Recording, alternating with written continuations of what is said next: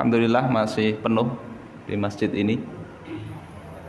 Ya, perlu tetap berhati-hati. Hari Jumat kemarin saya Jumatan ada pengumuman, ya, pesannya 3M katanya. Pertama, memakai masker. Sebetulnya pakai masker nggak seperti ini ya, harusnya kesini, cuma kacamatanya nanti jadi kabur. Itu. Yang kedua, mencuci tangan pakai sabun sering-sering. Yang ketiga, menjaga jarak aman, karena tanggal sebelumnya itu tembus 8.000 lebih kasus positif satu hari. Saya ingin menambahkan sebetulnya tidak cukup dengan 3M, saya tambahin 2M. M sebelumnya yang pertama itu adalah membaca doa. Jadi jangan berserah kepada 3M yang disampaikan, tapi yang pertama lebih awal baca doa. Doa apa? Misalnya banyak doa ya. Salah satunya doa yang diajarkan Rasulullah sallallahu alaihi wasallam kepada sahabat Abu Bakrah radhiyallahu an. Apa doanya? Ini doa pagi 3 kali, sore 3 kali dibaca. Allahumma afini fi badani. Ya Allah, sehatkan badanku. Allahumma afini fi sam'i. Ya Allah, sehatkan pendengaranku. Allahumma afini fi basari. Ya Allah, sehatkan mataku. La ilaha illa ant, tidak ada Tuhan selain Engkau. Ini redaksi pertama, mudah-mudahan hafal. Minta sehatkan badan, pendengaran, penglihatan. Karena penyakit tua itu biasanya yaitu badan kurang sehat, telinga kada tapi mendengar, mata kada tapi melihat. Kemudian yang kedua, Allahumma inni a'udzubika minal kufri wal faqr. Ya Allah, aku berlindung kepada Engkau dari kekufuran dan kefakiran. Jadi kalau badannya sudah sehat tapi kafir, maka tidak ada gunanya. Badan sehat, beriman tapi fakir, miskin banar, hendak makan aja susah, maka ngalih juga hidup ini. Wa a'udzubika min azabil qabr. Aku berlindung kepada Engkau dari azab kubur. La ilaha illa ant. Tidak ada Tuhan selain Engkau. Redaksi selanjutnya, Allahumma rahmataka arju. Wahai Allah, kasih sayang Engkau yang aku harapkan. Fala takilni ila nafsi tarfata ain. Janganlah Engkau serahkan diriku kepada diriku sendiri. Jadi jangan kita itu menggantungkan harapan kita pada tenaga kita sendiri, tapi bergantunglah kepada Allah.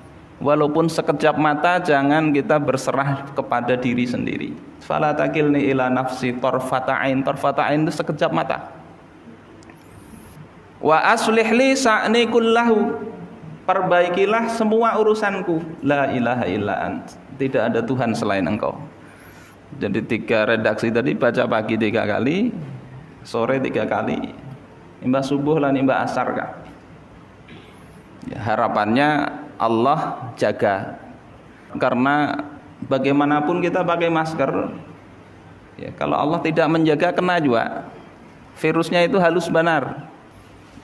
Yang kedua, kalau kita lengah, kalau Allah jaga, insya Allah nggak kena juga. Pian kada pakai masker bisa jadi nggak kena, karena apa? Allah jauhkan orang-orang yang kena virus dari sampean. Jadi tidak ada yang kena virus mendekati kita. Jadi ini berdoa pagi sore. Doa-doa yang lain juga banyak, ada riwayat Imam Bukhari dan seterusnya. Mau yang lebih pendek juga boleh. Atau baca muawwidzatain, atau bagus baca semua riwayat itu. Ini M pertama sebelum 3M tadi. Kemudian M berikutnya saya tambah 2 ya. M yang terakhir itu adalah mempersiapkan bekal untuk kita siap-siap mati. Karena bagaimanapun kita itu pakai masker, berdoa, apalagi sering cuci tangan, menghindari keramaian. Jangankan kita, sahabat yang sangat luar biasa solehnya, aminu hadhil ummah, yakni Abu Ubaidah bin Al-Jarrah, itu juga kena wabah taun. Wafat juga beliau kena penyakit. Jadi siapkan bekal. Karena tidak tahu apakah lambat ataukah cepat. Lihat wali kota Banjarbaru, ya, mudah-mudahan Allah merahmati beliau. Sudah Allah panggil duluan. Usia masih muda. Kepala Dinas Pendidikan Kabupaten Banjar, usia seusia saya, mungkin kurang lebih. Tapi berangkat lebih dulu. Ya, kena Covid juga. Karena tadi penyakit ini ya kadang ada yang kena biasa-biasa aja. Teman itu ada yang kena, tapi biasa-biasa aja, kada ada gejala apa-apa kecuali hilang rasa, penciuman kada mencium, makan kada terasa. Itu gejala itu kena virus. Kata bubuhan kedokteran begitu. Tapi Allah tetap jaga. Biasa aja pegawai masih bisa. Tapi ketika virus itu menyerang ke bagian yang vital, bisa jadi memang membawa nyawa. Oleh karena itu siap-siap kapan saja. Ya, mudah-mudahan ketika kita dipanggil Allah Ta'ala itu kita sudah punya bekal yang cukup untuk di akhirat kelak mendapatkan rahmat Allah Subhanahu wa Ta'ala. Bapak saudara-saudaraku sekalian rahimakumullah, bicara tentang bekal itu ada sebetulnya dua hal. Pertama, bekal yang berupa amalan fisik. Jadi banyak sholat, banyak puasa, bersedekah, amalan-amalan sunnah. Ini insya Allah sudah banyak sering kita sampaikan. Yang kedua, bekal yang tidak kalah pentingnya, dan ini pahalanya bisa jadi lebih besar. Dan ketika ini tidak kita perhatikan, bisa jadi kita itu mati dalam keadaan buruk, su'ul khotimah. Kata Ibnu Rajab Al-Hambali, su'ul khotimah itu adalah sebabnya itu dasisatil batinah, buruknya batin seseorang. Sehingga di samping amal-amal soleh itu berupa amal fisik, ada amal-amal yang sifatnya tidak kelihatan. Ini bisa kita lakukan. Kelihatannya diam aja tapi pahalanya banyak. Apa contohnya? Contohnya tafakkur. Rasanya pernah saya sampaikan juga bulan Ramadan dulu di sini. Saya ingin ulangi lagi, tafakkur, berpikir, merenung. Kata Abu Darda radhiyallahu an, tafakkuru sa'ah khairum min qiyamil lailah.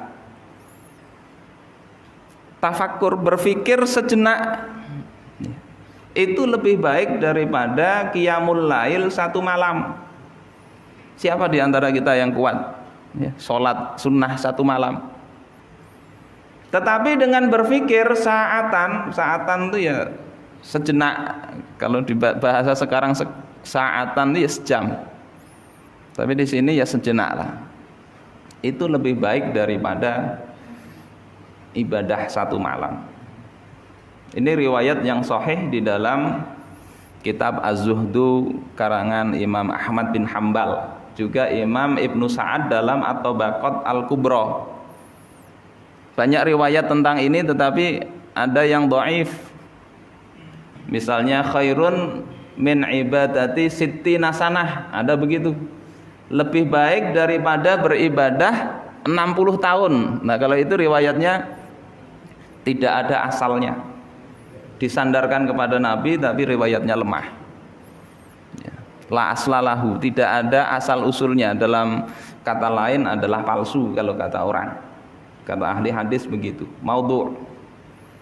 Tapi bukan berarti tafakur ini tidak baik, karena ada riwayat yang walaupun ini sampai ke sahabat Abu Darda, tapi ini riwayatnya bisa diterima. Jadi poin pertama berpikir, dan ini yang menjadikan umat Islam itu mau maju. Ketika umat itu terbiasa tafakur. Dalam Al-Qur'an wa yatafakkaruna fi khalqis samawati wal ard. Di samping senantiasa berzikir, umat Islam yang dikatakan ulul albab, kata Allah, mereka berpikir. Objek berpikirnya apa? Tentang penciptaan langit dan bumi. Jadi jangan memikirkan yang kada-kada. Fikirkan yang memang dalam jangkauan indera manusia. Insya Allah maju itu. Insya Allah maju. Itu rahasia kemajuan umat Islam ketika mikirkan alam. yang itu akan sampai dia ma'rifat kepada pencipta alam semesta ini. Kemudian selain berpikir, ada juga yang sangat besar pahalanya, itu adalah dengan mengasah perasaan. Rasa ini penting juga. Jadi bukan hanya amal fisik, perasaan, pikiran ini penting. Perhatian kepada kaum muslimin inilah aktivitas para nabi, para rasul dan orang-orang soleh sebelum kita. Ya, kalau kita lihat di dalam hadis itu kan Rasulullah katakan masalul mu'minina fi tawaddihim wa tarahumihim wa ta'atufihim masalul jasad. Perumpamaan orang yang beriman di dalam cinta dan kasih sayang itu seperti satu tubuh. Idza ishtaka minhu udwun tada'alahu sairul jasad bisyahri wal humma. Kalau salah satu anggota itu sakit, seluruh tubuh ikut merasakan dengan tidak bisa tidur, dengan demam. Jadi kaum muslimin ini yang normal, yang imannya sebetulnya masih sehat-sehat aja, itu kalau ada rasa sakit ketika umat Islam itu menderita. Sikap inilah sikap Rasulullah sallallahu alaihi wasallam.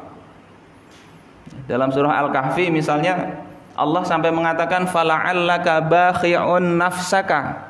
Apakah barangkali engkau ini ingin membunuh diri engkau sendiri? Ala asarihim illam yu'minu bihadzal hadithi asafa. Karena kesedihan engkau sesudah mereka itu berpaling, tidak beriman kepada Al-Quran. Kata Imam Jalaluddin As-Suyuti, asafa di sini maknanya adalah ghaidhan wa huznan minka. Karena engkau marah, karena engkau sedih. Jadi melihat orang didakwahi tidak mau, itu Rasulullah sedih hatinya. Kenapa sedih? Lihirsika ala imanihim. Karena engkau itu sangat menginginkan mereka beriman. Dalam surah At-Taubah Allah katakan azizun alaihi ma anittum. Kalau ini kepada orang yang beriman, kalau ini tadi kepada orang kafir. Kepada orang beriman, penderitaan umat itu sangat terasa berat pada diri Rasulullah sallallahu alaihi wasallam. Nah, sikap perasaan ini yang harusnya juga kita bisa asah. Ya, sehingga kita melihat orang yang beriman ini tidak melihat ini suku apa, ini organisasi apa, ini partai apa, tidak melihat itu, tapi melihat mereka adalah sesama saudara kita yang beriman. Kalau mereka menyimpang, hendaknya kita merasa sedih.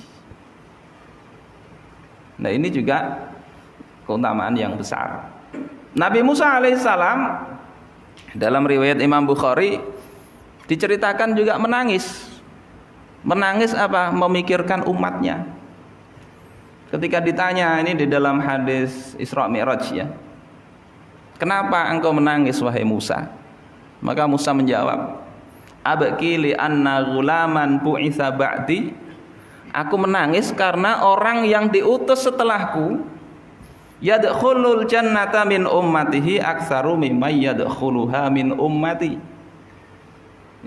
Umatnya itu lebih banyak masuk surga daripada umatku.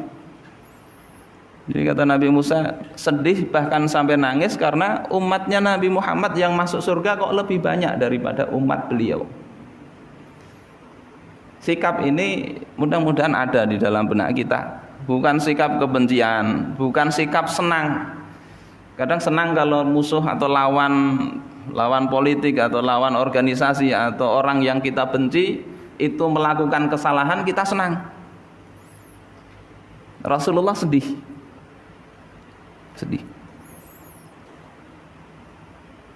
Ini nggak bisa dikatakan, tapi perlu dirasa-rasa, dicoba merasakan itu.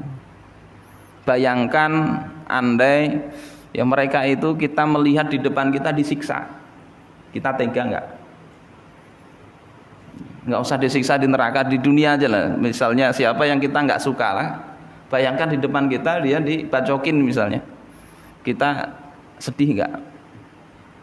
Itu untuk memunculkan perasaan tadi.